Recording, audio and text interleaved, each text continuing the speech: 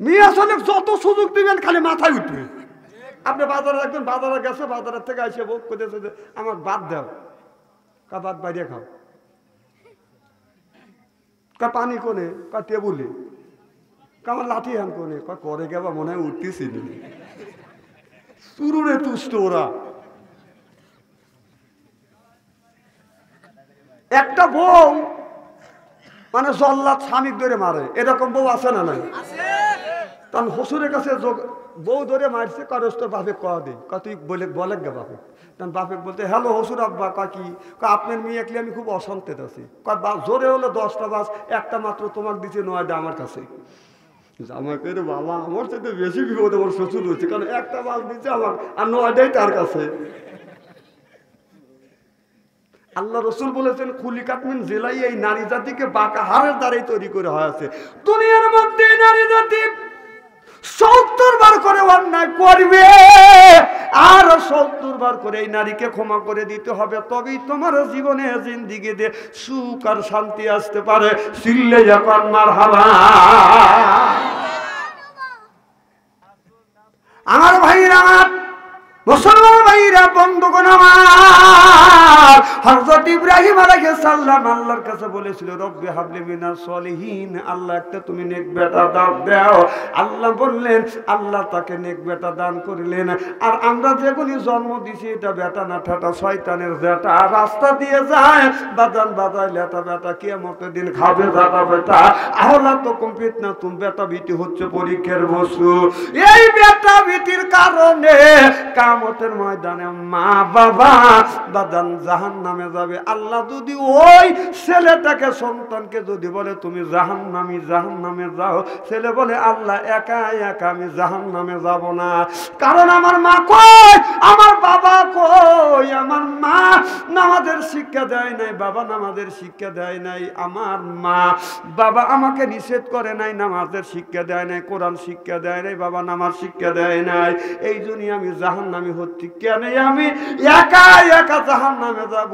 আমার মা বাবাকে নিয়ে আসো। কিতাবের মধ্যে আসতেছে মা বাবাকে জমিনে সিট করে শোয়াইয়া কলিজা খইছে টানিয়ে নিয়ে ওই ছেলে মা বাবাকে নিয়ে দোজখে চলে যাবে। যতক্ষণ নাউজুবিল্লাহ। নিজে তো পড়ি না, ছেলে মেয়েকে পড়াচ্ছি না, মরিয়েলেন যদি টানিয়ে না নিতেছে সেই সময় কন মরিয়ে দেখেন মরিয়া কি হয়। নামাজ পড়া যাবে তো ইনশাআল্লাহ, ইনশাআল্লাহ। খুব খারাপ লাগতেছে এইভাবে যদি নামাজের কথা যদি ঘন্টা দেড়েক আলোচনা করি, শোনার জন্য রাজি আছেন তো? হাত তুলে দেখান তো দেখি, রাগ করবেন কারা কারা? না না, আপনাদের মন মানসিকতা খুব ভালো আছে, আমি অন্তর থেকে দোয়া করি আল্লাহ যেন জান্নাতে যান কেমন শিক্ষা দেয়। জোরকন আমিন। আমার মুসলমান ভাইরা, আল্লাহ নবীর ব্রহ্মাতেরা ভালো করে লক্ষ্য করে শুনুন, তাহলে নামাজ পড়া লাগবে।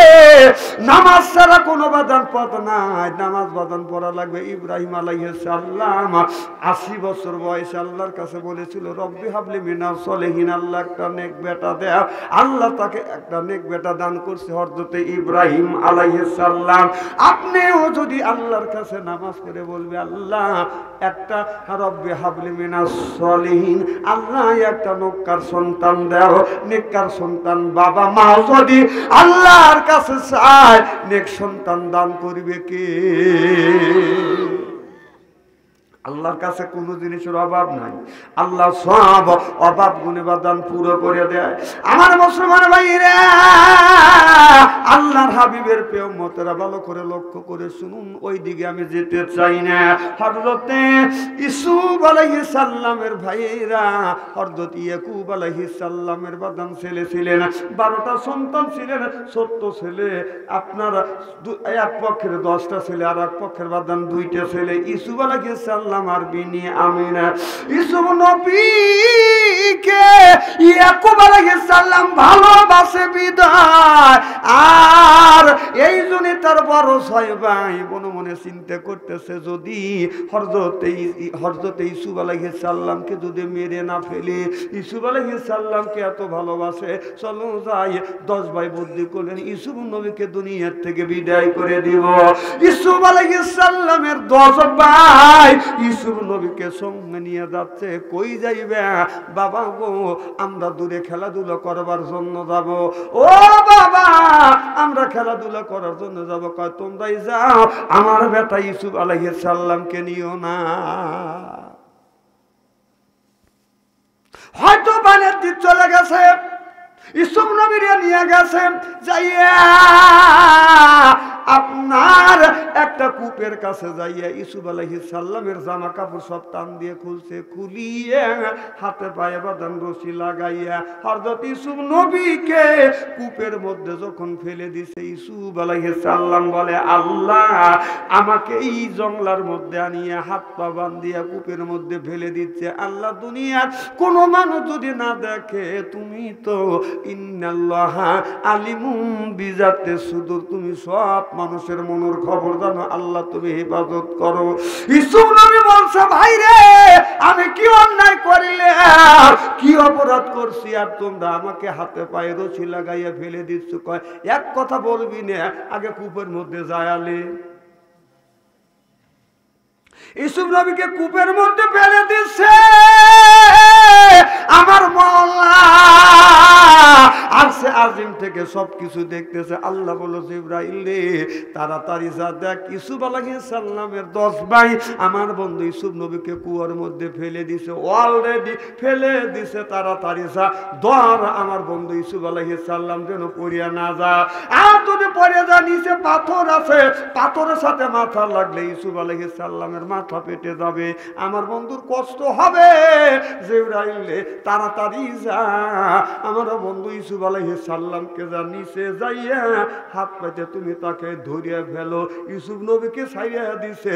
এবার জিবরাইল আলাইহিস সালাম বলে আল্লাহ, আমি রইলাম সেই বড়ই গাছের আপনার পাশে, আর ইউসুফ আলাইহিস সালাম মিশরের কুয়ায়। কই রইল সেই বড়ই গাছ আর কই রইল মিশরের সেই কূপ? একটুখানি রাস্তা এখান থেকে, কি আমেরিকা? আল্লাহ বলে জিবরাইল রে যা, সেই 7 তবক আসমান জমিন পাড়ি দিয়ে বড়ই গাছ, সুবহানাল্লাহ একটু জোরে কর, সেই জায়গা জিবরাইল আলাইহিস সালাম রয়েছে। আর ইউসুফ আলাইহিস সালামকে কূপের মধ্যে ছাড়িয়ে দিছে। এমন সময় আল্লাহ হুকুম দিতেছে তাড়াতাড়ি যাও। জিবরাইল আলাইহিস সালাম আল্লাহ যাকে বাঁচায় ইবাদত করে এই রকম করেই বাঁচায়, সুবহানাল্লাহ। জিবরাইল আলাইহিস সালামের 600টা পাখা আমার আল্লাহ দিয়েছে। জিবরাইল আলাইহিস সালাম বলেন ওই দিন আমি এমন জোরে পাখা মারছি। জিবরাইল আলাইহিস সালাম বললেন এই দুনিয়ায় মাত্র 3টা দিন আপনার 600টা পাখা ব্যবহার করেছে। আর ওই শরীর দিয়ে প্রত্যেকটা লোমের গোড়া দিয়ে দিয়ে বাদাম ঘাম ধরেছে 3 দিন। 1 নাম্বার দিন হলো ইউসুফ আলাইহিস সালাম কূপের মধ্যে পড়ছে। ওই দিন 6টা পাখা দিয়ে টান মারছে, আসে মিশরের কূপে পড়ছে। লক্ষ্য করে দেখে ইউসুফ নবী বাদান আপনার কূপের মধ্যে পড়তেছে। নিচে যাইয়া আপনার জিবরাইল আলাইহিস সালাম ইউসুফ নবীকে ধরে ফেলছে।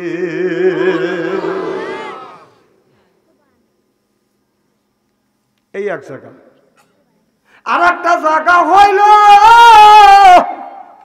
আমার নবী তাইফের জমিনে, তাইফের ছেলেরা নবীকে পাগল বানাইয়া, পাগল বলিয়া যখন পাথর মারতেছে শরীর থেকে রক্তটা টস টস করে যখন জমিনে পড়বে, আল্লাহ বললেন জিবরাইল যা যা তাইফের জমিনে যা, তাইফের মানুষেরা আমার নবীর গায়ে পাথর মারছে, সর্বশরীর জর্জরিত হয়ে গেছে। আমার বন্ধুর 1 ফোঁটা রক্ত যদি তাইফের জমিনে পড়ে, এই তাইফের জমিনে যদি রাসূল সাল্লাল্লাহু আলাইহি সাল্লামের রক্ত যদি 1 ফোঁটা পড়ে, তাইফের জমিনে আর কোনোদিন ফসল হবে না। জিবরাইল রে যা তাড়াতাড়ি যা। রক্ত যখন পড়বে আপনার মাথা মোটা হয়ে গেছে, গোড়াটা বাদান সেকন হয়ে গেছে, এর মানে গোড়া সেকন হলে বোঝা যাবে এখনই রক্তর ফোঁটাটা বাদান পড়বে। আমার কথা বুঝতেছেন না আমার ভাইরা আমার? যদি বিশ্বাস না হয় আগামীকাল মোরগ জব করিয়া রক্ত আঙুলে নিয়ে দেখবেন, যখন রক্তর ফোঁটা নিচে আসবে আগা চোখা হয়, তারপরে মাথা মোটা হয়, গোড়া সেকন হয়, এর মানে হলো নিচে প্রবেশ করবে। এই রক্তটা কিতাবের মধ্যে আসতেছে, এই রক্তটা গোড়া সেকন হয়ে গেছে, এই রক্তটা জমিনে পড়বে। জমিনে যদি পড়ে তাইপের জমিনে এক ফোঁটা রক্ত পড়লে ওই জমিনে আর কোনোদিন ফসল হবে না। আল্লাহ বলে ইব্রাহিম যা যা তাইপের জমিনে যা, তাইপের মানুষেরা আমার নবীকে ক্ষত বিক্ষত করে ফেলতে, এমন মারা মারছে আল্লাহরও কষ্ট হচ্ছে। কথা বুঝতেছেন না? আল্লাহ বলে তাড়াতাড়ি যা, ওই রক্ত যেন তাইপের জমিনে পড়ে না। জিবরাইল আলাইহিস সালাম বলে আল্লাহ কই সেই বড়ই গাছ আর কই সেই তাইপের জমিন? জোরে কয় না রে। এবার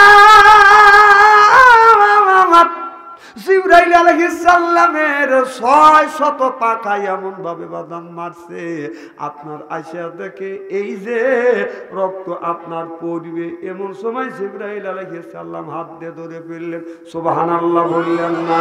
জিবরাইল আলাইহিস সালাম বলে ওই দিন আমার শরীর থেকে বাদাম ঘাম ঝরছে। সুবহানাল্লাহ। এ যুবক, এই এই বসো, এখনই কাম হলে দেখাইবে। দেখে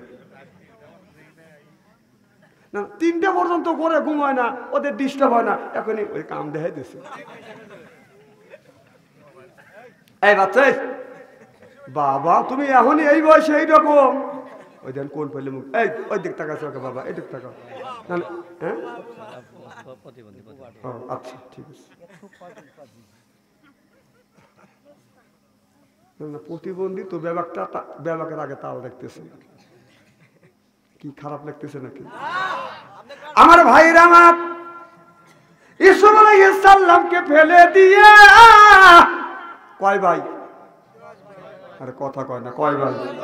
10 ভাই ইসুফ আলাইহিস সালামকে ফেলে দিয়ে বাদান চলে আসতেছে বাদান আপনার জামাটা নিয়ে আস্তে আস্তে রাস্তা দিয়ে বাদান আসতেছে। এদিকে এই এলাকার একটা মানুষের গরু চুরি হয়ে গেছে। গরু যখন চুরি হয়ে গেছে আপনার মাইক দিয়া মাইকিং করছে, কলা গাছের থেকে মাইকিং করা হয়েছে, বেলনা গাছের থেকে মাইকিং করা হয়েছে, কান্দা বাড়ার থেকে বাদান মাইকিং করা হয়েছে, আপনার কি দুকুরিয়া বেড়ার থেকে মাইকিং করা হয়েছে, কে কোথায় আছো তাড়াতাড়ি বের হয়, আমার গোয়াল থেকে গরু চুরি হয়ে গেছে। আমার বন্ধুগণ, আমার ভাইরা আমার, এমন সময় সব গ্রামের মানুষ বাজান বাড়াইছে, লক্ষ্য করে দেখে ইসুফ আলাইহিস সালামের 10 ভাই, ওটা দিয়ে ইয়াকুব নবীর 10টা ছেলে, ওই মানুষেরা জানে না, যা যা ধরছে চোর চোর চোর চোর করে বাজান 10 জনকে ধরিয়ে ফেলছে। একজন বলে চোরের অপবাদ পাইলে ইউসুফ নবীকে আপনার কূপের মধ্যে ফেলে দিয়ে বাড়িতে না যাইতে যাইতে রাস্তায় ধরা পড়লাম, চোর মনে করে ধরলো আমাদের। আর একটা লোক বলতেছে তোমরা কি গরু চুরি করছো? একজনও বলতেছে আমরা তোমার কানা গরু কেন চুরি করব? কি গরু? গরুওয়ালা কয় কে রে, আমার গরু কানা ও কেমন করে জানলো? অথচ গরু চুরি করে নাই। অথচ ভাট করে একজন বলে ফেললো তোমার কানা গরুকে আমি চুরি করে নেব। বাড়িওয়ালা বলে আমার গরু কানা ও কেমন করে জানলো? চুরি না করলে তো দিশে পাইবে না, শক্ত করে ধরছে, যাস কোথায়? আর একজন বলতেছে গরু মানুষ চুরি করে জব করে খাবার লেগে, কিন্তু আমি যে তোমার গরু আমরা যে চুরি করবো, তোমার গরু না গাভী। বিপদ কমতেছে না বাড়তেছে? কথা কয় না রে। গরুওয়ালা চিন্তা করতেছে আসলে আমার গরু তো গাভী, তুই কেমন করে জানলি? হ্যাঁ জানি তোর গাভী, গাভী গরুকে জব করে গোস্ত খাওয়া যায়। পয়েন্টে পড়ে গেছে কে রে, গরু কানা তাও জানে, গরু গাভী তাও জানে, চল বাদশার দরবারে নিয়ে যাবো। বাচ্চার বাড়িতে নিয়ে গেছে, বিচার করবে। বাচ্চা যখন বিচার সালিশ করবে, বাচ্চা নিয়ম আছে, যদি কোনো মানুষ যায় ওই বাড়িতে, হয় বাদান মেহমান বলে আমাদের বিচার করবে, করেন, দুঃখ নাই, তবে আমাদের ক্ষুধা লাগছে, আগে খাবার দেয়। এবার ইউসুফ নবীর 10 ভাইকে বাদান খাইতে দিছে। খাইতে বসিয়ে এক ভাই আর এক ভাইকে বলতেছে যে বাচ্চার বাড়ি খাবার খাচ্ছি, এই বাচ্চার জন্মের দোষ আছে। বিপদ কমতেছে না বাড়তেছে? বাচ্চা সব কিছু শুনতেছে, আমার বাড়ি আসছে আসামি হইয়া, আর বেটা বলতেছে আমার জন্মের দোষ আছে। আর একজন উঠে বলতেছে শুধু বাচ্চার জন্মের দোষ হলে কি হবে, যে রুটি বানাচ্ছে তার মাসিক হচ্ছে। আপনার বিপদ বাড়তেছে না কমতেছে? বাচ্চা সব কিছু শুনতেছে। আপনার যে লোকটা, যে মেয়েটা রুটি ভাজি করছে, ওই লোকটার মাসিক হচ্ছে, ও কেমন, ও তখন বলতেছে মাসিক হচ্ছে। আর একজন মাসিক হোক না হোক তোর কি, না তাই কইতেছি। আর একজন বলতেছে তুই যে বললি বাচ্চার জন্মে দোষ আছে, জন্মের দোষ থাকলে ঠিক থাকতে তোর কি, কথাই বলতেছি। খানা পিনা শেষ, এরপরে গরুওয়ালা বাদান এসে হাজির হয়ে গেল। বাদান 4 রকমের বিচার। একটা হলো ওই মিয়াটা যে রুটি ভাজি করছে, ওই মিয়াটাকে বাদান আপনার ওই একটা কথা বলছে মাসিক হচ্ছে, আর বাদশাকে বলছে তার জন্মের দোষ আছে। আমার বন্ধুগণ, আমার ভাই জানারা, তারপরে বাদান গরু চোরের বিচার। গরু চোরের আসামি করে ধরে নিয়ে আসছে, এখন বিচার করবে। হাজার হাজার মানুষ হাজির হয়ে গেছে। এবার বাদশা বললেন তোমরা যে এখানে আসছো, আসিয়া যে বললো যে এই মেয়েটা রুটি কষ্ট করে ভাজি করে তোমাদের খেতে দিচ্ছে, কোন জ্ঞানে কোন বিবেকে তুমি বললে মেয়েটার মাসিক হচ্ছে, কারণটা কি? বলে আমরা নবীর আওলাদ, আমরা দেখলি দিশে পাই, রুটি মাঝখানে কাঁচা রয়েছে, এই জন্য বলছি মেয়েটার মাসিক হচ্ছে। মেয়েটার যদি মাসিক না হয় তোর মালামাল সরকারে লোক, তোর জীবনটাই দুনিয়ার থেকে বিদায় করে দেব। এবার ইউসুফ নবীর 10টা ভাইজা বলে আপনাকে তদন্ত করে দেখেন, দেখে যে এই মেয়েটা রুটি ভাজি করতেছে, আসলে ওই মেয়েটার ওই সময় ঋতুচাপ হচ্ছে। সুবহানাল্লাহ কয় না রে? বাদশা কয় ছাড়ছে। এইটা যদি বলবে পারে তাহলে তো আমার ঘুমোরও শেষ। বাদশা দেখে বলে বাবা রে, আমার দাজা খবর হয়ে গেছে, আমার অভিযোগ আমি তুলিয়া নিলাম। সুবহানাল্লাহ কয়। মানে বাদশার বাপের যে বাদশার যে জন্মের দোষ আছে, বাদশা ভালো করে জানে। বাবা ওই সমস্ত বিচার আমি করব না। বাবা তোমরা যে গরু চুরি করছ, সত্য কি গরু চুরি করছ? আর একজন বলতেছে কানা গরু আমরা কেন চুরি করবো? বাচ্চা বললো গরু কানা তুমি কেমন করে জানলে? কয় আমি জানি। কয় কেমন করে জানলে? কয় আমরা নবীর আওলাদ। বলে প্রমাণ করা লাগবে। কয় গরুর ডান চোখ কানা, বাম চোখ আছে। গরু আপনার খাইতে খাইতে খালি বাম পাল্লেই গেছে, ডান পাল্লে যায় নাই, এই জন্যই আনুমানিক করেছে গরু কানা। আসলে গরুওয়ালা বলে হ্যাঁ আমার গরুটা কানা। সুবহানাল্লাহ কয় না রে? আরে নবীর আওলাদ না, সুবহানাল্লাহ কর। আরেকজন বলতেছে গরু গাবি তুমি কেমন করে বুঝলে? এবার লোকটা বলতেছে আমি এইভাবে বুঝছি, আমরা হলাম নবীর আওলাদ। গরু গাবি যখন হয় পিছনে বাদান বাড়ি হয়ে যায়, সামনে পাও ফলাইছে, ওই জায়গা দও কম হয়েছে, পাশা পাও যেই জায়গা পড়ছে ওই জায়গা দও হয়েছে, এই জন্য অনুমানিক করেছি গরুটা হলো 9 মাসে 10 মাসে গাবি। এবার গরুওয়ালা বলতেছে আমার গরু আসলেই গাবি। চিল্লাইয়া কন মারহাবা।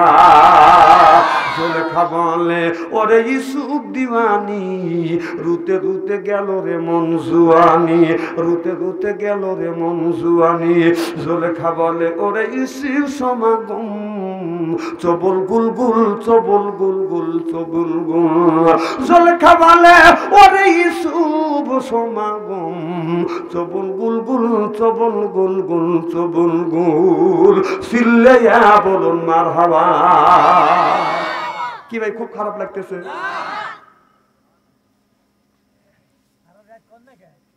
এই তো পাম দেওয়া শুরু করলে, যে ওয়াজটা করবে সেই ওয়াজটা করিয়ে পারতেছি না।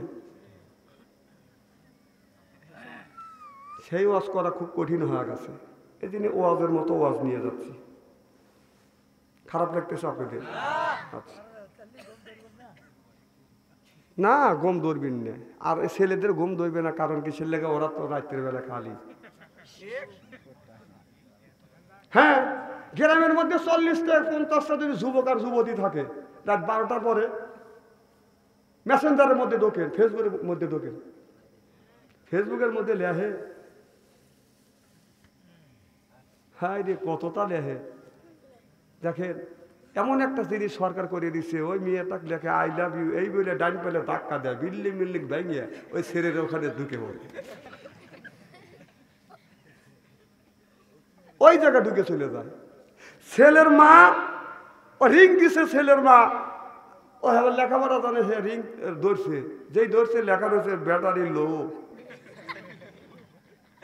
মানে দেখেন যারা ফেসবুক মানে টাচ মোবাইল চালায়, সাল বল এমন পাজির পাজি লেখছে, নিষ্ঠুর বন্ধু। হায় রে আল্লাহ রে, সেই ফোন জাহান্নামের দ্বার প্রান্তের মানুষকে নিয়ে গেছে, দাঁড় করা রাখছে, খা দিছেই চাইবে, মরার সাথে সাথে গরম গরম। বিশ্বে যদি না হয় মরিয়ে দেখেন, যা হচ্ছে মোবাইলের মধ্যে উপকার যতটুকু অপকার তার চাইতে বেশি। না আপনি মোবাইলের মধ্যে কি দেখেন না দেখেন, এখন যদি মোবাইল অজগবিলে কতগুলো মিয়া সালের ছবি দেখবেন, যে যেটা দেখে ওই দিক আসে বেশি না, কথা কয় না, আসে বেশি না।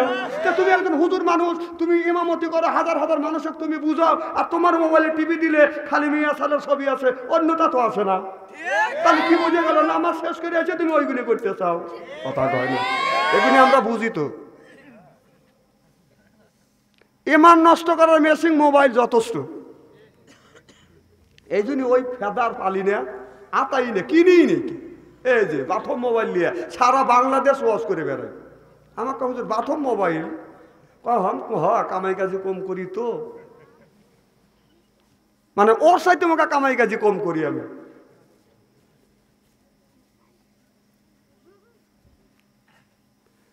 আমার ভাইরা আমার, এই মোবাইল ফোন যদি গ্রামের মধ্যে যদি 10টা 50টা যুবক আর যুবতী যদি থাকে, রাত 12টার পরে মেসেঞ্জারের মধ্যে ঢুকে দেখেন, মেসেঞ্জারের মধ্যে ঢুকে দেখেন, আপনার যায়া দেখবেন মেসেঞ্জারের মধ্যে ঢুকে দেখলে গ্রামের মধ্যে 50টা যদি মহিলা থাকে, যুবক যুবতী থাকে, আপনার 50টা যুবক যুবতীর মধ্যে তার আপনার 40টাই বাদান এখন যা দেখেন লাইনে রয়েছে।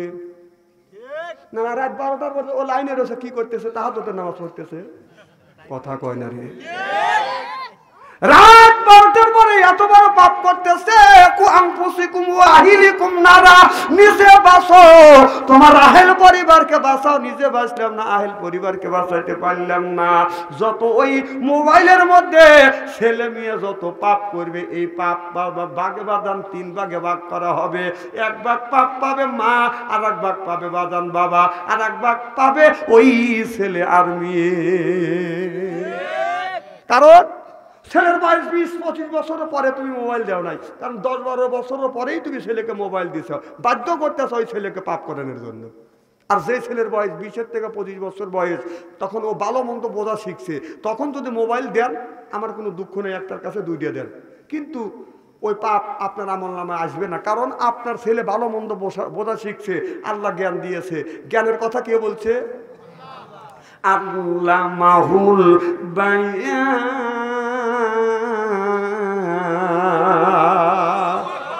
বান শব্দের অর্থ হলো জ্ঞান, বান শব্দের অর্থ হলো বুদ্ধি, বান শব্দের অর্থ হলো বিবেচনা, বান শব্দের অর্থ হতে চেতনা, বান শব্দের অর্থ হলো বাদান মেঘা।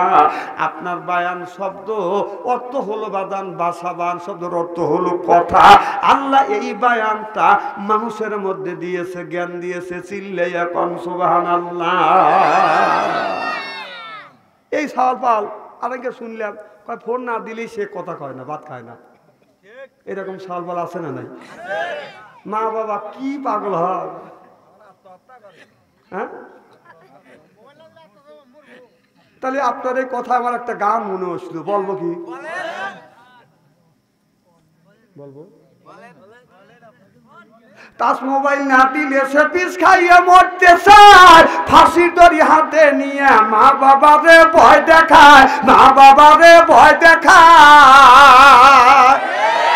মা বাবা ভয় পায় ফোনটা দিচ্ছে কি নিয়ে, এইভাবে ইমান কি আর রাখা যায়? কি বেদি হইয়াছে সোনার বাংলায় বন্ধুরে, কি বেদি হইয়াছে সোনার বাংলায়।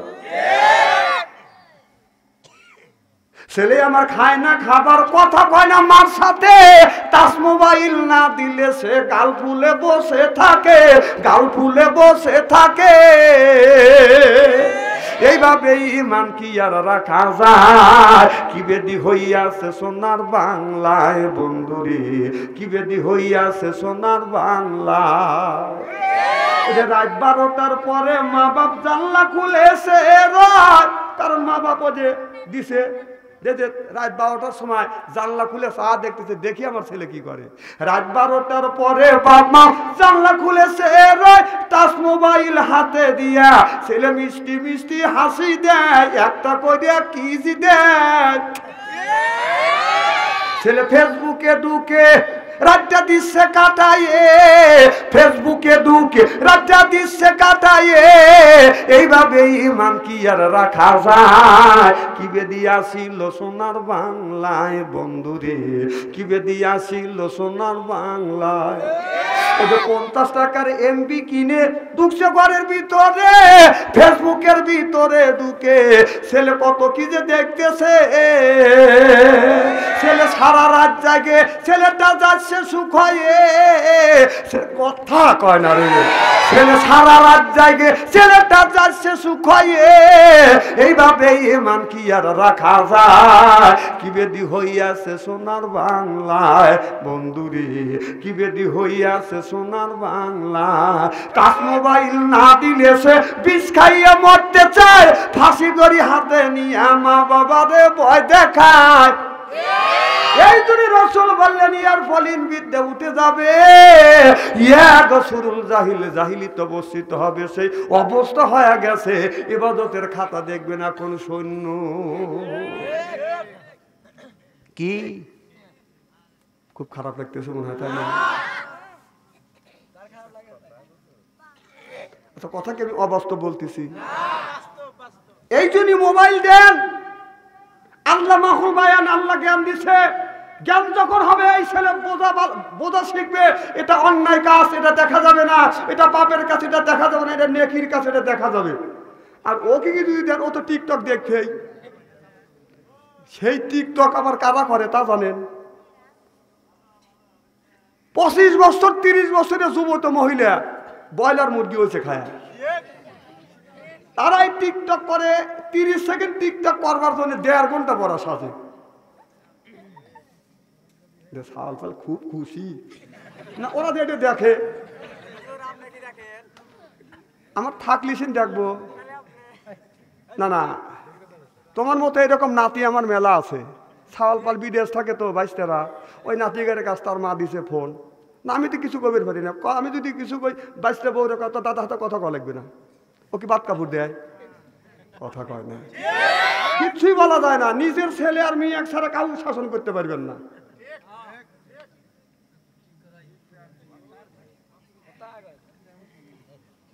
হ্যাঁ, আরেকদিনকে দেখলাম, ওই যে আমি ঘরে শুয়ে রয়েছি, ওরা ওইতে দেখতেছে। আমি কান ফালা শুনতেছি, কান পর্দাকে রাখা যায় না।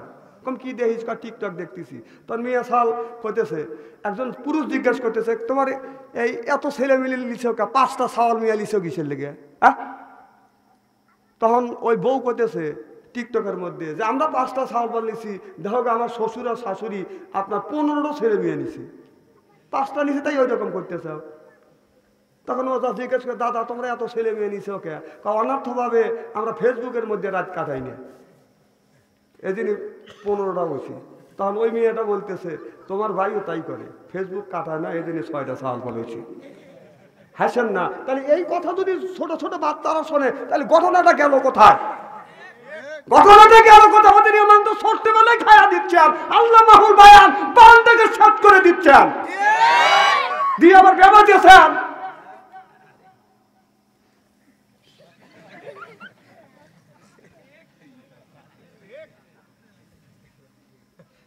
আজকে যদি ইসলামী রাষ্ট্র হইতো, এগুলি দেখতো। আর আমাদের দেশে কলি তোমার অসুবিধা, কি কব কন? ডিজিটাল করিয়া মানুষের হাতে কত কি উঠে গেছে।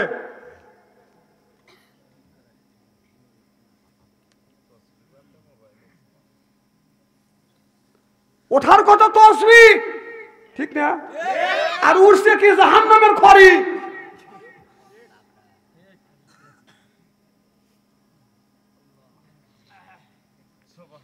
আল্লাহ যেন হেফাজত করে, আমিন কর।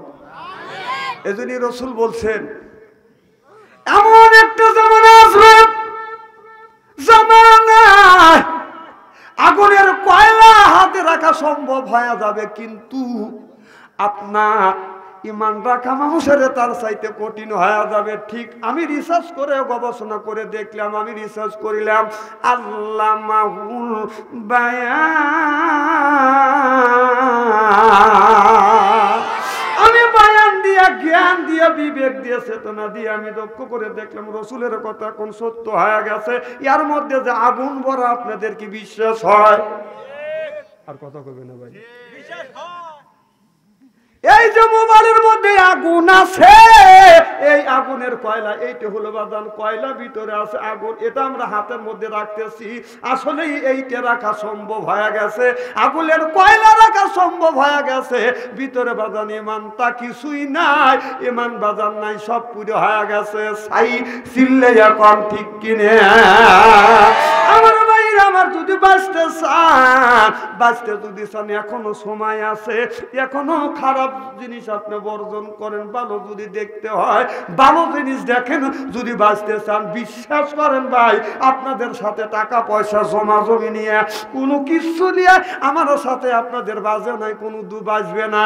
তবে আমি কোরআনের চোখ লাগাইয়া দেখছি অনেক মানুষ এই টাচ মোবাইল নিয়ে বাদান জাহান্নামের দ্বার প্রান্তরে চলে যাচ্ছে। শুধু জাহান্নামের দ্বার প্রান্তরে দাঁড়া গেছে, খালি একটু ধাক্কা দিবে অমনি শুয়ে পড়বে।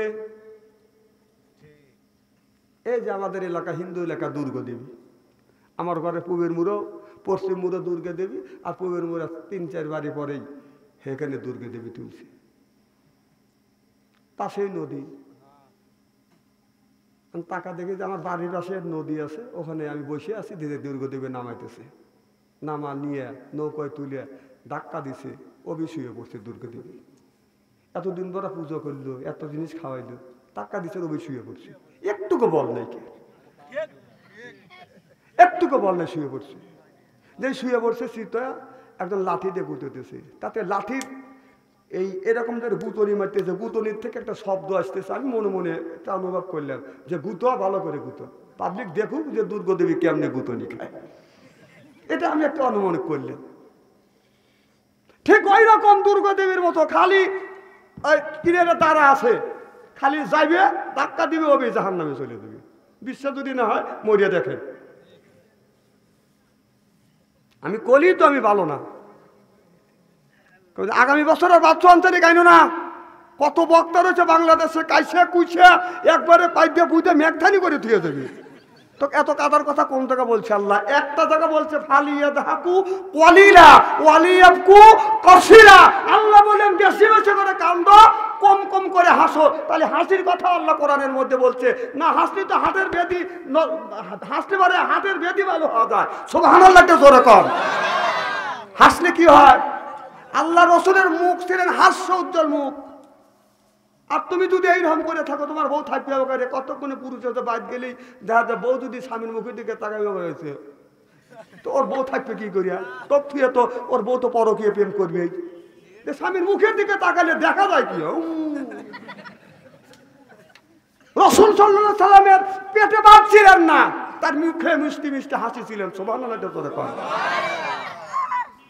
একদিন অন্ধকার রাত্রিতে হাসান হুসাইন বলে না না, আমাদের ঘরে যাবে, একটু আলো দাও। আমার নবী মুস্কি হাসি দিছে। আপনার অমনি বাদান ওই এলাকাটা, ওই রাস্তাটা আলোকিত হয়ে গেছে। চিল্লে এখন সুবহানাল্লাহ। হাসান হুসাইন বললেন আমার নানা মুস্কি হাসি দিছে, তাতে আমার ঘর পর্যন্ত আলো হয়ে গেছে। সুবহানাল্লাহ কর। তাহলে আল্লাহ রাসূল হাসি দিছে, তার মুখে সব সময় মুস্কি হাসি ছিল। আর মানুষ হাসলে তোমার এত খারাপ লাগে কে? আল্লাহ তো কোরআনের মধ্যে হাসির কথা তো বলছে, কান্নার কথা, কান্নার আয়াত একটা নাযিল করছে আল্লাহ। আমরা পড়াশোনা করি নেই, হাসলে হাতের ব্যাধি ভালো হয় বিজ্ঞান বলছে, তাহলে হাসতো না কেন? তুমি মারিবে চাও? কোরআন হাদিস বর্তমান বিজ্ঞান থিওরি বিজ্ঞানে কম মনে করেন না। এই বিজ্ঞান চাঁদে গেছে না, হাসবেন। কতগুলো লোক খক খক করে হাসে, এরকম হাসা জায়েজ নেই। মিষ্টি হাসি দিবেন, সুবহানাল্লাহ কর। আর দেখবে যে লোকটা বোমরা থাকবে, অধিকাংশ মানুষের বউ থাকা সম্ভব হবে না। হাসির মধ্যে কতদিন একটা হাসি দেয় একটা যুবকের যদি ওই যুবক একটা যুবতী যদি একটা যুবকের চয়েস করে, যদি দেখা যায় যুবকের করে থাকে, ওই মেয়েটা জীবনে তো আই লাভ ইউ করবে না। এই যে ভালোবাসা হচ্ছে, এই হাসির জন্যই তো ভালোবাসা হচ্ছে, ঠোঁটের জন্যই তো ভালোবাসা হচ্ছে, কথা কয় না। একটা মেয়ে যদি একটা যুবক যদি আই লাভ কয়, মেয়েটা যদি এইরকম করে থাকে, ওই ছেলে কয় ও কি লোক আমি জীবন বলে আমার দুঃখ যাবে না, ও হাসবে কি কানবে দিশেই পাওয়া যাবে না। কথা কয় তো হিসেব করে কয়। অনেক মানুষ কয় যে অমুক জায়গায় হাসে, কেউ কি আমরা হাসির জন্য কোনো কথা বলি নাকি? বর্তমান প্রেক্ষাপট মিলে বলে তুমি পারো না দেখে কও না। কয় আমার মা বোয়াল মাছ খায় না। কয় কে খায় না? কয় পায় না তাই খায় না। মানে তুমি পারো না দেখে কও না, পারলি বলতে।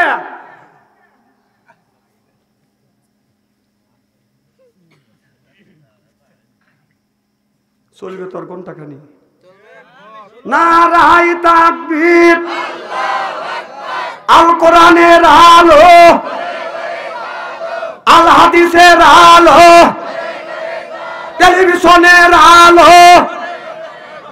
হ্যাঁ, টেলিভিশনের আলো জ্বলানো।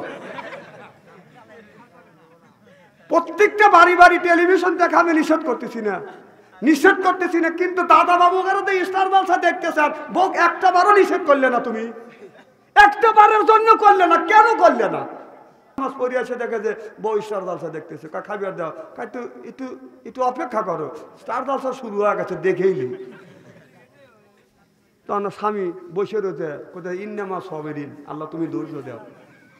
উনি বসে আছে, স্টার জলসা দেখার সাথে সাথে আর একটা জিপ ইলাজ শুরু হয়ে গেছে। স্বামী কয় খাবার দিলে না? কয় বাবা তোমার উতলো বইলো, তুই ধৈর্য ধরে পারো না? স্বামী আমার কয় ইন্নামা সবেরিন, আল্লাহ ধৈর্য দাও। তা বাদে ওইটা শেষ না হইতে হইতে জি বাংলা শুরু হয়ে যায়। স্টার জলসা, জি প্লাস, জি বাংলা, এই যে সিরিয়াল। স্বামী নামাজ পড়েছে, খালি ধৈর্য ধরে রয়েছে। আল্লাহ কয় যে তুই আমার কাছে আয়, খালি আসা মাত্র তোর ধৈর্য ধরার স্বাদ মিটিয়ে দেবো। তো মেয়ে আসলে যত সুযোগ দিবেন খালি মাথায় উঠবে। আপনি বাজারে একজন বাজারে গেছে, বাজারের থেকে এসে ভোগ করতেছে যে আমার ভাত দাও, কা ভাত বাইরে খাও, কা পানি কোনে, কা টেবুলে, কা আমার লাঠি হ্যান কোনে, কা করে গেবা মনে হয় উঠতেছি শুরুরে তুষ্ট ওরা। একটা বউ মানে জল্লাদ স্বামী ধরে মারে, এরকম বউ আছে না নাই? তখন হসুরের কাছে বউ ধরে মারছে, কারো তোর বাপে কয়া দে, তুই বলে গে বাপে। তখন বাপে বলতে হ্যালো হসুর আব্বা, কি আপনার মেয়ে একলে আমি খুব অশান্তিতে আছি। জোরে হলো 10টা বাস, একটা মাত্র তোমাকে দিচ্ছে, 9টা আমার কাছে। আমাকে রে বাবা, আমার সাথে বেশি বিপদ আমার শ্বশুর হয়েছে, কারণ একটা বাস দিচ্ছে আমার, আর 9টাই তার কাছে। আল্লাহ রসুল বলেছেন খুলিকাত মিন জিলাই, এই নারী জাতিকে বাঁকা হাড়ের দ্বারাই তৈরি করে হয়েছে। দুনিয়ার মধ্যে নারী জাতি 70 বার করে অন্যায় করবে, আর 70 বার করে এই নারীকে ক্ষমা করে দিতে হবে, তবেই তোমার জীবনে জিন্দিগিতে সুখ আর শান্তি আসতে পারে। সিল্লে যখন মারহাবা। আহা, মা ফাতেমা রাদিয়াল্লাহু তাআলা আনহা স্বামীকে ওযু বানাইয়া দিয়েছে। আমাদের বিবি কয়দিন ওযু বানা দেয়? মনে হয় তাকে কি ওযু বানা দিই? পেরেশান হয়ে গেছে বাড়ির 2টা কাম করার লেগে। আগে আমার মা বোনেরা বাড়া মানছে, কথা কয় না রে, চিনে এখনকার ছেলেরা তো চিনেই চেনে না। কি ভাই চেনে? এখানে তো বিরক্ত হয়। বাবা ঘুমাইছে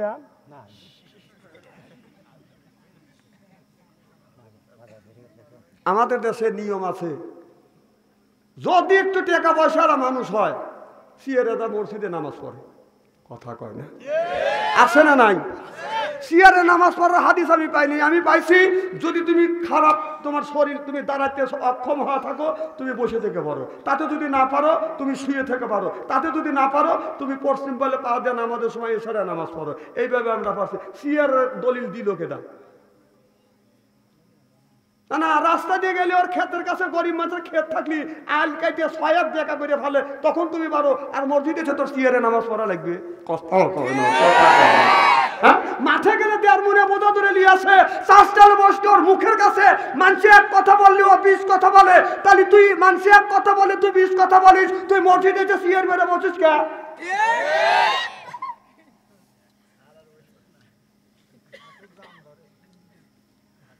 ও এইগুলি পারো, ওইগুলি পারো। আর তা যদি ওভাবে নামাজ পড়া, যদি তুমি ইশারায় নামাজ না পড়তে পারো, তোমার নামাজ পড়া আল্লাহ মাফ করে দিছে।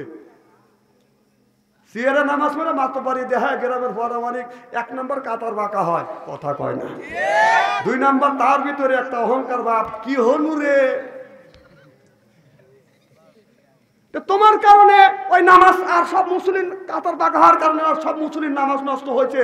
তাহলে যে লোকটা সিয়ারে বসবে আর শত শত মানুষের নামাজ নষ্ট হবে, আপনারা কি চান ওই সিয়ারে বসে আপনার নামাজ নষ্ট হোক? কত পারা ওই সিয়ার বাড়ি সিয়ার বসে পর না ভাই শুয়ে পর। বালবালা একটা গরিব মানুষের দেখছেন কোনদিন সিয়ারে বসে নামাজ পড়ছে? কথা কয় না, কথা না না। একজন কামলা বিক্রি করে গাওয়া সিয়ারে নামাজ পড়ছে, যদি পরে কথা বলি ভাবছো অন্তরি ভালো না। হক কথা যে বলি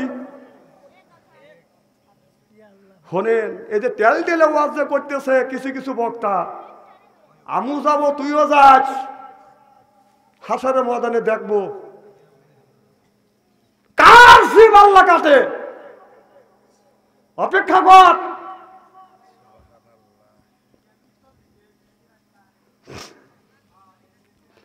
আমার ভাইরা, আমার মুসলমান ভাইরে, আল্লাহর হাবিবের প্রেমতের ভালো করে লক্ষ্য করে শুনুন, বাদান আমলে নিয়ে তো বাদান শুনতে হবে। আল্লাহ আল্লাহ মিকুনা শামসু কামা, আল্লাহ আল্লাহ মিকুনা আর দুজামা, আনতুম আওলানা বাস্তুম মুসলিম কিসান হায়, আনতুম আওলানা বাস্তুম মুসলিম হোতা কাম্য হয়, সিল্লাইয়া কর মারহাবা। আমার ভাইরা, ও মুসলমান ভাইরা, আল্লাহর নবী যেদিন তাইফের জমিনে গেলেন, তাইফের ঘটনা মনে আছে? তাইফের জমিনে আল্লাহর নবী যাইয়া আমার নবী কেমন পাথর মারল। তাইফের জমিনে পাথরের আঘাতে রক্ত ঝরছে আমার নবীর গায়ে।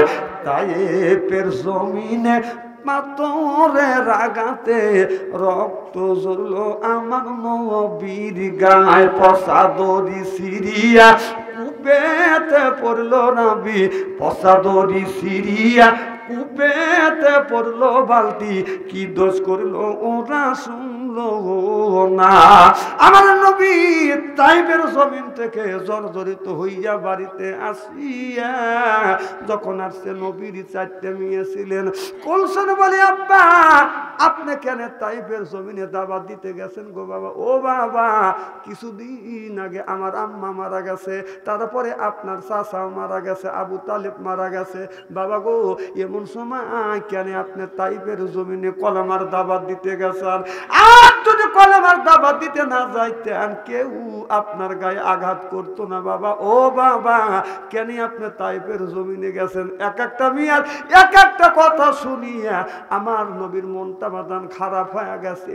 কুলসনে এই কথা বলছে, রোকেয়া এই কথা বাদান বলছে, কিন্তু সত্য পিটি ফাতেমা আমার নবীকে ঘরের মধ্যে শোয়াইছে। আমার নবীর কত জায়গা মা ফাতেমা চোখের পানি ফেলে কান্দে আর মুখ দিয়ে দিয়ে চুমা দেয়। ঘরের নবীকে রাখিয়া বাদান পানি গরম করিয়া জয়তনের তেল গরম করিয়া আমার নবীর বিটি ফাতেমা অমনি নবীর গায়ে বাদান আপনার রক্তগুলি পরিষ্কার করে করে দিচ্ছে। জয়তনের তেল গরম করিয়া কত জায়গা বাদান লাগিয়ে দিচ্ছে। আমার নবী মনে মনে চিন্তা করতেছে, আমার 4টে বিটির মধ্যে 3টে বিয়ে। আমাকে বলে, কেন এ তাইফের জমিনে তুমি এই কলেমার দাওয়াত দিতে গেলে? আমি যদি কলেমার দাওয়াত দিতে না যাই রিসালাতের হক আদায় হবে না। জোরে কোন সুবহানাল্লাহ।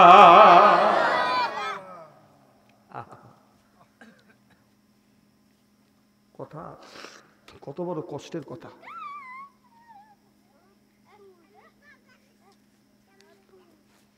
যার ভিতরে প্রেম আছে, নবীর ভালোবাসা আছে, তার কলিজায় আঘাত লাগবে। আপনার চোখে যদি পানি আসে, ওই মানুষটার চোখে পানি আসবে। সুবহানাল্লাহ। আমার নবী বলে, মা ফাতিমা কি লাগাও? পায়ে জয়তনের তেল লাগাস। মা ফাতেমা জয়তনের তেল লাগাছে। আল্লাহকে বলতেছে আর বলতেছে, আল্লাহ তোমার বাবা নাই, তুমি তো বাবার কথা বোঝো, ব্যথা বোঝো না। আল্লাহ রে তোমার মাও নাই, তোমার বাবা নাই, আর তুমি তো বাবার ব্যথা বোঝো না, মায়ের ব্যথা বোঝো না। আল্লাহ নবী বলে, মা কার সাথে তুমি এইরকম কথা বলো? বলে, বাবারে আমি আমার আল্লাহর সাথে ঝগড়া করতেছি। আমার আল্লাহ তো বাবা নাই, আমার আল্লাহ তো বাবার ব্যথা বুঝে না। আমার বাবা আছে, আমি বাবার কথা বুঝি। আল্লাহ মা নাই, আল্লাহ তোমার মা নাই, তুমি তো মায়ের কথা বোঝো, ব্যথা বোঝো না। আল্লাহ নবী বললেন, মা ফাতেমা এইভাবে আল্লাহর সাথে তুই ঝগড়া করিস না রে মা, আমার মাওলার সাথে ঝগড়া করিস না। আমার নবীর বিটি ফাতেমা আল্লাহর সাথে তর্ক করতেছে, ঝগড়া করতেছে। চিল্লাইয়া কোন সুবহানাল্লাহ। ফাতেমা বলে, ও আল্লাহ তোমার তো বাবা নাই, তুমি তো বাবার ব্যথা বোঝো না। আমি সত্য বিটি ফাতেমা, আমার বাবা আছে। তাইফের মানুষেরা আমার বাবার এমন মারা মারছে, আল্লাহ আমার কষ্ট লাগে, তোমার কি কষ্ট লাগে না? আল্লাহর নবী বলছিলেন মারে ফেরেশতা জিবরাইল আলাইহিস সালাম বলছিল, নবী গো একটু হুকুম দেন, এই তায়েফের জমিন আমি উল্টোয়া ফেলবো। আমি নিষেধ করছি মা, কারণ আল্লাহ ওয়া আরসালনাকা ইল্লা রাহমাতাল লিল আলামিন। এই জমিনে রহমত করে আমারে প্রেরণ করেছে। এমন সময় আমার নবীর গায়ে বাদাম জৈতুনের তেল এরকম করে মালিশ করে দিচ্ছে। আমার নবী আরাম লাগতেছে। কোন ফাঁকে আমার নবী ঘুমিয়ে গেছে, নবী বাদাম জানে না। ঘুমের মধ্যে মা আমেনা আসিয়া আমার নবীর কপালে বাদাম চুমো দিছে। এর পরে বলতেছে, বেটা মোহাম্মদ আমি তোমাকে দেখার জন্য আসছি বেটা। ও বেটা তায়েফের মানুষেরা তোমাকে এমন করে মারছে। এই বলিয়া মা আমেনা যখন চলে যাবে, এমন সময় আমার নবী মা আমেনার এরকম করে হাত পারে ধরতে, মা রে তুমি যাও না মা, মাতৃগর্ভে বাবা হারাইছি। 6 বছর বয়সের সময় মা আমি তোমার হারাইছি গো মা রে, আজকে তোমাকে আমি যাইতে দিব না। নবীর মা যাচ্ছে, নবী অমনি বাদান আপনার কি করছে, যাইতে দেয় না। এমন সময় মা ফাতেমা ভাবছে আমার বাবা চুমো দিচ্ছে। মা ফাতেমা আমার নবীর কপালে যখন চুমো লাগাইছে, অমনি নবীর ঘুম ভেঙে গেছে। নবী লক্ষ্য করে দেখে মা আমেনার হাত ধরে নাই, আমার নবী মা ফাতেমার হাত ধরছে। জোরে কোন সুবহানাল্লাহ। ফাতেমা বলে, কি রে? ফাতেমা বলে, ও আব্বা আপনি মনে হয় স্বপ্নে দেখতেছেন গো বাবা। আমার নবী বলতেছে, মা রে আমি স্বপ্নে দেখছি আমার মা আমেনা আসিয়া আমার মা আমেনা আমার খেদমত করতেছে। এখন ঘুম থেকে জেগে দেখি মা আমি তোমার হাত ধরে ধরছি। মা আজকের থেকে তুমি মিয়া না, আজকের থেকে হইলে তুমি আমার মা। জরকান সুবহানাল্লাহ। বাবু দাস্তে জবসি কুদাগের বিস্তাম মালুম কারদান কিবা ফালাক রাশিদা। আমার নবী যখন কোন সফরে যাইতেন সর্বশেষ বিদায় মা ফাতেমার কাছ থেকে নিতেন। নবী আমার সফর থেকে আসিয়া আপনার মসজিদে 2 রাকাত নামাজ পড়তেন, এরপরে সর্বপ্রথম মা ফাতেমার সাথে সাক্ষাৎ করতেন। ইয়ারনে আগার ইয়ারনে বাসার ইয়ারনে আগার ইয়ারে দি ইয়ারনে আগার গুলে বাসার কামিলে সব জামিলি সিল্লে কর্মার হাওয়া। নবী বলেন মা ফাতেমা মারে আজকের থেকে তুমি আমার মেয়ে না, আজকের থেকে তুমি হলে আমার মা। অবাদান যার মা দুনিয়ায় নাই সেই মায়ের ব্যথা বোধে বাবা যার দুনিয়ায় নাই সেই কিন্তু বাদান বাবার ব্যথা বোধে। অবাদান যার মা নাই ওই মা কবরের মধ্যে বাবা কবরে সেই কিন্তু ব্যথা জানে। আমি গুনাহগার, আমি দীর্ঘদিন ধরে বাবা হারাইছি, মা পর্যন্ত হারাই এতিম হয়েছি। আমার মা যখন দুনিয়ার বুকে বাদান বেঁচে ছিল আমি দেখছি মাহফিল থেকে আসিয়া রাতে 12টা 1টার সময় বাড়িতে গেছি, যা দেখি বাড়ির সব মানুষ ঘুমাইছে কিন্তু একজন ব্যক্তি ঘুমায় না, ওই মানুষটা হলো মা।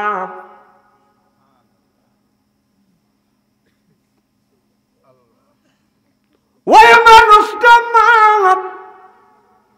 বাড়ির সব মানুষ ঘুমায়, মা ঘুমায় না।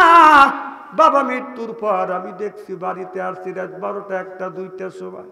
বিবির ঘরে দরজা হাত দিছি, দরজা শক্ত। ছেলের ঘরে দরজা হাত লাগাইছি, দরজা শক্ত। অসুস্থ মার ঘরে হাত দিছি, দেখে মার দরজা খোলা। কি গো মা, ঘরের দরজা খোলা, তুমি কি ঘুমাও না? মা বলে বেটা রে, যতক্ষণ পর্যন্ত তুমি বাড়িতে না আসো বেটা আমি তোমার মা ঘুমাই না, আল্লাহ আল্লাহ করি আর তোমার অপেক্ষায় আমি পহর গুনি রে বেটা। ও ভাই জান, এখন মানায় আর কেউ আমার জন্য অপেক্ষা করে না।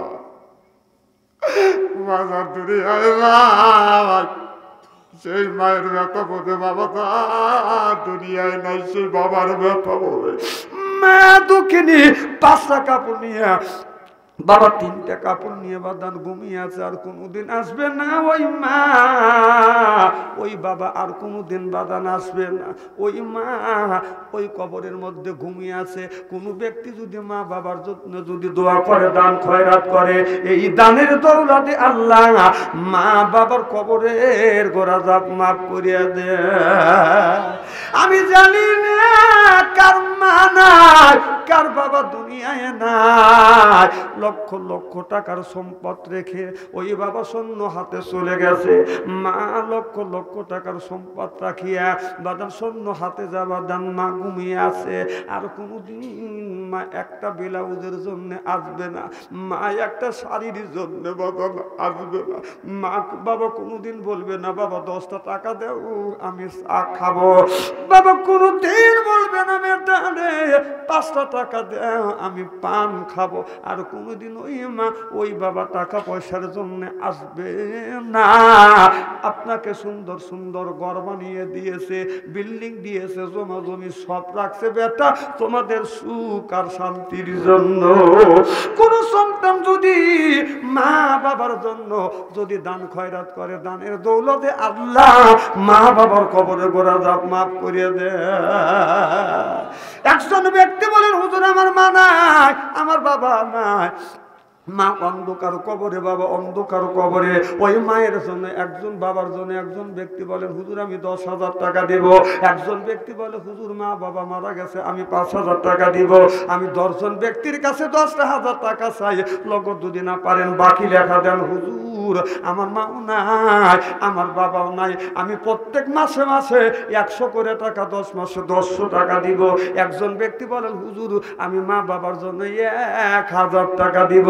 আমি একজন মা মারা ইয়াতিম মানুষ, পান খুলে দোয়া করব আলেম ওলামা নিয়ে, মা বোনদেরকে নিয়ে। এই দোয়া আল্লাহর দরবারে কবুল হবে।